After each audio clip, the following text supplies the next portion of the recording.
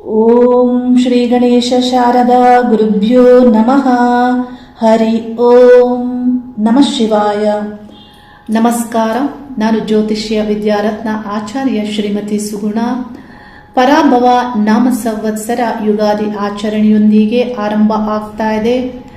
ನಿಮಗೆಲ್ಲರಿಗೂ ಯುಗಾದಿ ಹಬ್ಬದ ಹೊಸ ವರ್ಷದ ಶುಭಾಶಯಗಳು. ನಿಮ್ಮ ಜೀವನದಲ್ಲಿ ನೆಮ್ಮದಿ, ಆರೋಗ್ಯ, ಆಯುಷ್ಯ, ನಿಮ್ಮ ಕೆಲಸ ಕಾರ್ಯಗಳಲ್ಲಿ ಯಶಸ್ಸು, ಸಮೃದ್ಧಿ, ಕೀರ್ತಿ ದೊರೆಯಲಿ ಅನ್ನುವ ಪ್ರಾರ್ಥನೆಯನ್ನ ವಿಶ್ವಶಕ್ತಿಯಲ್ಲಿ ಮಾಡ್ತಾ ಇದ್ದೇನೆ.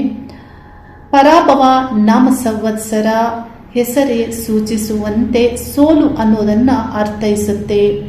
ಸೋಲು ಯಾವುದರ ಉನ್ನತಿಗೆ ಕಾರಣ ಆಗುತ್ತೆ?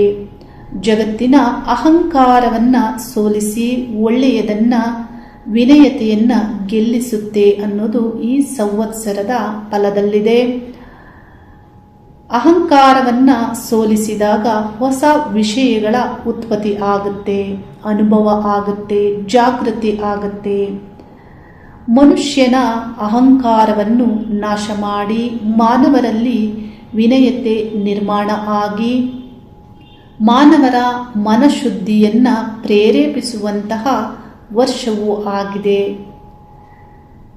ಯುಗಾದಿ ವರ್ಷ ಆರಂಭದಲ್ಲಿ ಯುಗಾದಿಯ ಗೋಚಾರ ಗ್ರಹಗಳ ಭವಿಷ್ಯದ ಫಲಗಳನ್ನು ತಿಳಿಯುವಾಗ ಮುಖ್ಯವಾಗಿ ದೀರ್ಘಕಾಲದವರೆಗೆ ಒಂದು ರಾಶಿಯಲ್ಲಿ ಸಂಚರಿಸುವಂತಹ ಗ್ರಹಗಳನ್ನು ಆಧಾರವನ್ನಾಗಿಟ್ಟುಕೊಂಡು ಫಲಗಳನ್ನು ತಿಳಿಸಲಾಗುತ್ತೆ. ಅದರಲ್ಲಿ ಗುರುಗ್ರಹ ಆರಂಭದಲ್ಲಿ ಮಿಥುನ ರಾಶಿ, ಜೂನ್ ಮಾಸದಲ್ಲಿ ಕಟಕ ರಾಶಿಯನ್ನು ಪ್ರವೇಶಿಸಿ, ಆನಂತರ ಸಿಂಹ ರಾಶಿಯನ್ನು ಪ್ರವೇಶಿಸಿ, ವಕ್ರ ಸಂಚಾರದಿಂದ ಕಟಕ ರಾಶಿಯನ್ನು ಪ್ರವೇಶಿಸಿ, ಕಟಕ ರಾಶಿಯಲ್ಲಿ 1 ವರ್ಷಗಳ ಕಾಲ ಸಂಚಾರ ಮಾಡಲಿದ್ದು, ಶನಿಗ್ರಹ ಮೀನ ರಾಶಿಯಲ್ಲಿ ವರ್ಷ ಪೂರ್ತಿ ಸಂಚಾರ ಮಾಡಲಿದ್ದು, ರಾಹು ಕೇತು ಗ್ರಹಗಳು ಸಿಂಹ ಮತ್ತು ಕುಂಭ ರಾಶಿಯಲ್ಲಿ ಸಂಚಾರ ಮಾಡಲಿದ್ದು,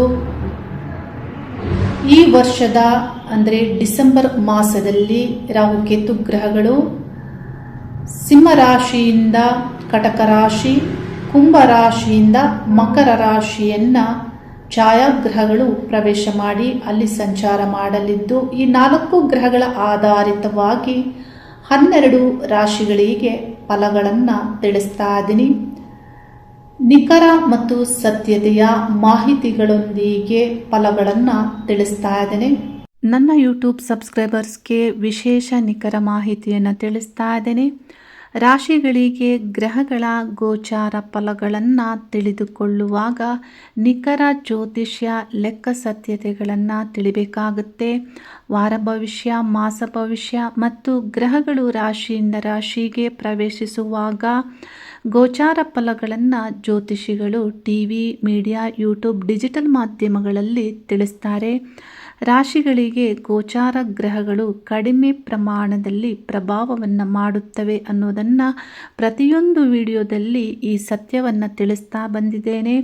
ಬಹುತೇಕ ಜನರಿಗೆ ಈ ಸತ್ಯ ತಿಳಿತಾ ಇಲ್ಲ. ಈಗಿನ ಕಾಲದಲ್ಲಿ ಜಗತ್ತಿನಾದ್ಯಂತ ಇರುವ ಅಭಿಪ್ರಾಯವನ್ನು, ಅನುಭವವನ್ನು, ನಿಖರ ಅಧ್ಯಯನದ ಮಾಹಿತಿಗಳನ್ನು ಗೂಗಲ್ ಟೆಕ್ನಾಲಜಿಯಿಂದ ತಿಳಿಬಹುದಾಗಿದೆ.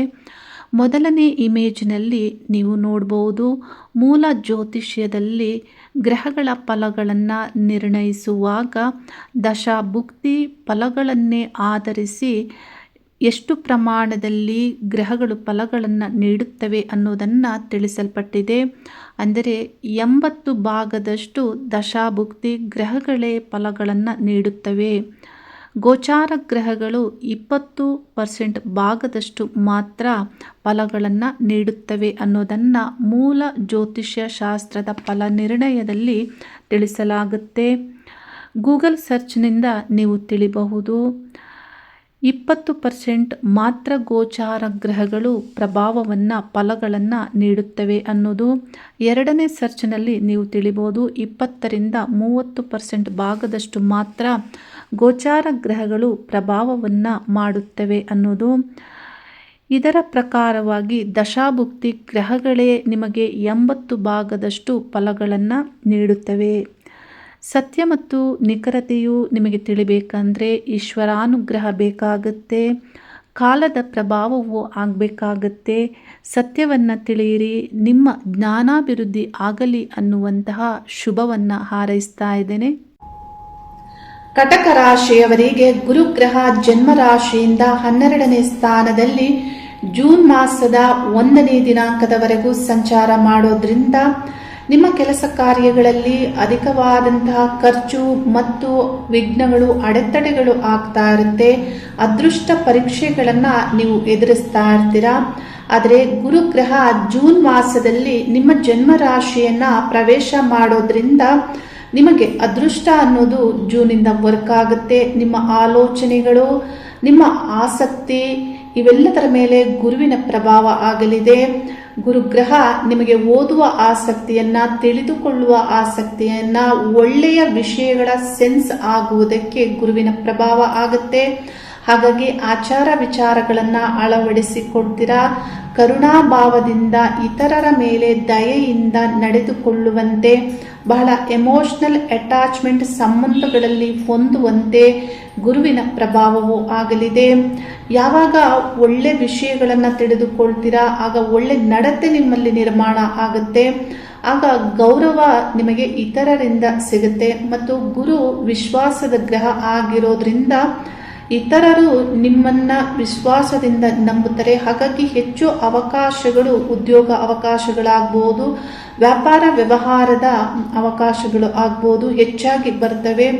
ಇವುಗಳನ್ನು ಸರಿಯಾದ ಮಾರ್ಗದಲ್ಲಿ, ಸರಿಯಾದ ಆಯ್ಕೆಯಲ್ಲಿ ನೀವು ಮಾಡಿಕೊಂಡು ಮುಂದುವರಿಬಹುದು.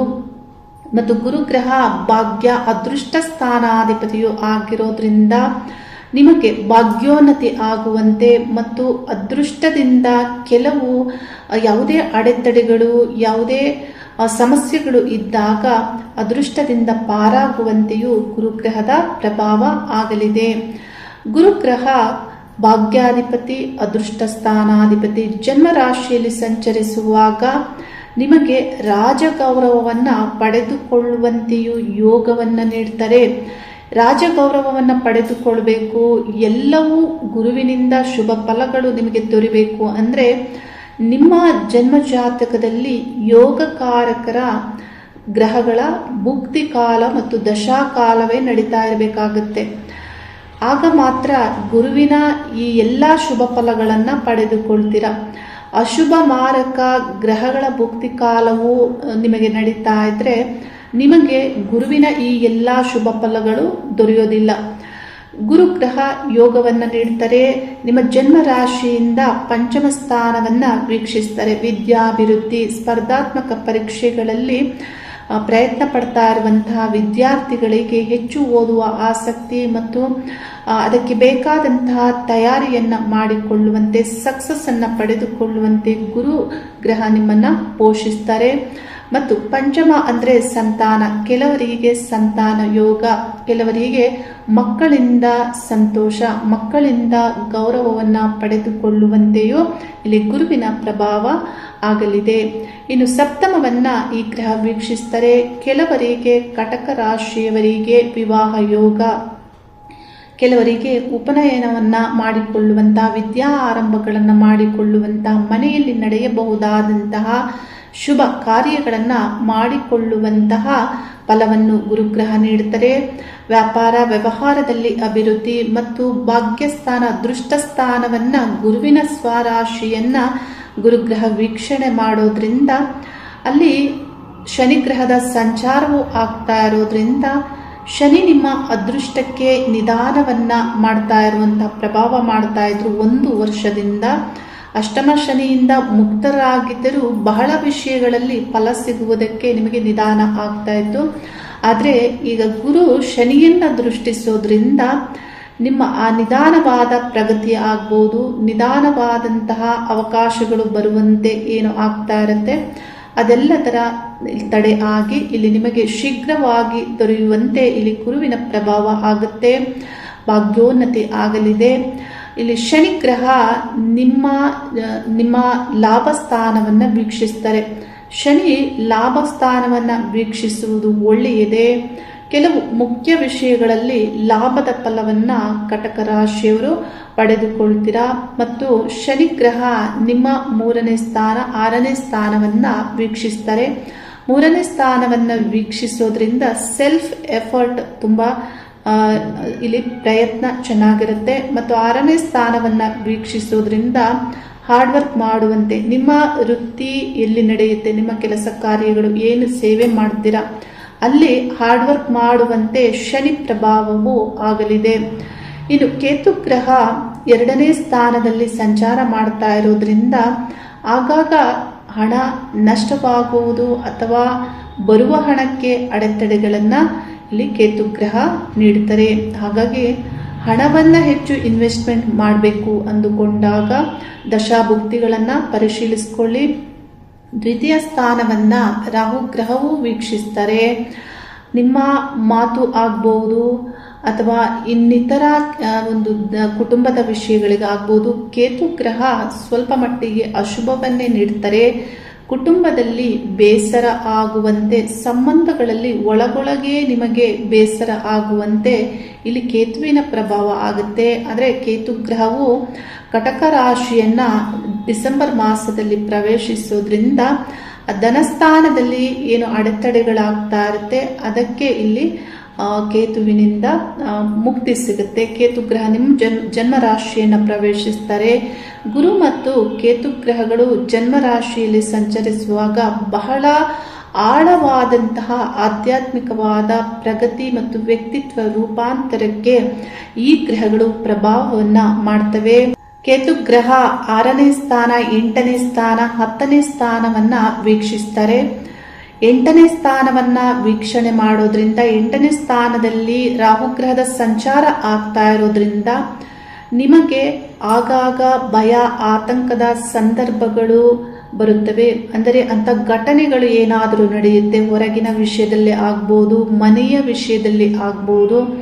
ಭಯಗೊಳ್ಳುವಂತೆ, ನಿಮಗೆ ಏನಾದರೂ ಅಪಾಯಗಳನ್ನು ಎದುರಿಸುವಂತೆಯೂ ಕೆಲವು ಸಂದರ್ಭಗಳು ನಿಮಗೆ ಬಂದಿರಬಹುದು. ಈಗಾಗಲೇ ನಿಮ್ಮ ಅನುಭವಕ್ಕೆ ಇರುತ್ತೆ. ಏಕೆಂದರೆ ರಾಹುಗ್ರಹ ಅಷ್ಟಮ ಆಯುಸ್ಥಾನದಲ್ಲಿ ಸಂಚಾರ ಆಗ್ತಾ ಇರೋದ್ರಿಂದ ಸಡನ್ ಆಗಿ ಗುಪ್ತವಾಗಿ ಬರುವಂತಹ, ರಹಸ್ಯವಾಗಿ ಬರುವಂತಹ ಸಮಸ್ಯೆಗಳನ್ನು ಸೂಚಿಸುತ್ತೆ. ಮತ್ತು ಅಶಾಂತಿ, ಮನಸ್ಸಿಗೆ ಯಾಕೋ ಏನು ನೆಮ್ಮದಿ ಇರೋದಿಲ್ಲ. ಚತುರ್ಥ ಸ್ಥಾನವನ್ನು ರಾಹು ವೀಕ್ಷಣೆ ಮಾಡೋದ್ರಿಂದ ಮನಸ್ಸಿಗೆ ನೆಮ್ಮದಿ ಇರೋದಿಲ್ಲ, ಅಶಾಂತಿ ಇರುತ್ತೆ. ಮತ್ತು ರಾಹು ಗ್ರಹವು 2ನೇ ಸ್ಥಾನವನ್ನು ವೀಕ್ಷಿಸ್ತಾರೆ. ಕೇತು ಗ್ರಹ ದಶಮವನ್ನ ವೀಕ್ಷಿಸೋದ್ರಿಂದ ನಿಮ್ಮ ಉದ್ಯೋಗದಲ್ಲಿ ಆಗಾಗ ನಿಮಗೆ ತಿಳಿಯದೆ ಅಡೆತಡೆಗಳು ಆಗ್ತಾ ಇರುತ್ತೆ ಅನ್ನೋದನ್ನ ಈ ಗ್ರಹಗಳು ಪ್ರಭಾವವನ್ನ ಮಾಡ್ತಾರೆ. ಗುರುಗ್ರಹ ಜನ್ಮ ರಾಶಿಯನ್ನ ಪ್ರವೇಶ ಮಾಡ್ತಾ ಇರೋದ್ರಿಂದ, ಗುರುವಿಗೆ ನಿಮ್ಮ ರಾಶಿ ಉಚ್ಚ ಆಗಿರೋದ್ರಿಂದ ಬಹಳ ವಿಷಯಗಳಲ್ಲಿ ನಿಮಗೆ ದಶಾಭುಕ್ತಿ ಶುಭವಾಗಿದ್ದರೆ ಅಭಿವೃದ್ಧಿ, ಸರ್ವ ಅಭಿವೃದ್ಧಿಯನ್ನು ನೀಡುತ್ತಾರೆ. ವಾಹನ ಆಗ್ಬೋದು, ಮನೆ, ವಿವಾಹ, ಇನ್ನಿತರ ಶುಭ ಕಾರ್ಯಗಳಿಗೆ, ನಿಮ್ಮ ಪ್ರಯತ್ನಗಳಿಗೆ ಗುರುಗ್ರಹ ಯೋಗದ ಫಲವನ್ನು ನೀಡುತ್ತಾರೆ. ಹಾಗಾಗಿ ದಶಾಭುಕ್ತಿಯನ್ನು ಪರಿಶೀಲಿಸಿಕೊಳ್ಳಿ, ಒಳ್ಳೆ ಪ್ರಯತ್ನಗಳನ್ನು ಮಾಡಿ ಅನ್ನೋದನ್ನು ನಾನು ತಿಳಿಸ್ತಾ ಇದ್ದೇನೆ. ಪರಿಹಾರದ ವಿಷಯದಲ್ಲಿ ನಿಮ್ಮ ಭುಕ್ತಿ ಗ್ರಹದ ಸಂಬಂಧಪಟ್ಟಂತೆ ಅಭಿಮಾನ ದೇವತೆಗೆ ಪೂಜಿಸುವುದು, ಪರಿಹಾರಗಳನ್ನು ಮಾಡಿಕೊಳ್ಳಿ. ಮತ್ತು ಗೋಚಾರದಲ್ಲಿ ಜನ್ಮ ರಾಶಿಯನ್ನ ಗುರುಗ್ರಹ ಪ್ರವೇಶ ಮಾಡ್ತಾ ಇರೋದ್ರಿಂದ ಗುರುಗ್ರಹಕ್ಕೆ ಸಂಬಂಧಪಟ್ಟಂತೆ ಗುರು ಸಮಾನರ ಪೂಜೆ ಮತ್ತು ಪ್ರಾರ್ಥನೆಗಳನ್ನು ಮಾಡೋದ್ರಿಂದ ಬಹಳ ಒಳ್ಳೆ ಫಲಗಳನ್ನು ಪಡೆದುಕೊಳ್ತೀರಾ. ವಿಶ್ವಶಕ್ತಿಯಲ್ಲಿ ಪ್ರಾರ್ಥನೆ ಮಾಡ್ತೇನೆ, ನಿಮ್ಮ ಇಷ್ಟಾರ್ಥಗಳು ಸಿದ್ಧಿಸಲಿ ಮತ್ತು ನಿಮ್ಮ ಬಯಕೆ, ಆಸೆ, ಆಕಾಂಕ್ಷೆಗಳು ಒಳ್ಳೆಯ ರೂಪದಲ್ಲಿ ಇರಲಿ ಅನ್ನುವ ಪ್ರಾರ್ಥನೆಯನ್ನ ಮಾಡುತ್ತಾ ಶುಭವಾಗಲಿ. ಹರಿ ಓಂ ನಮಃ ಶಿವಾಯ.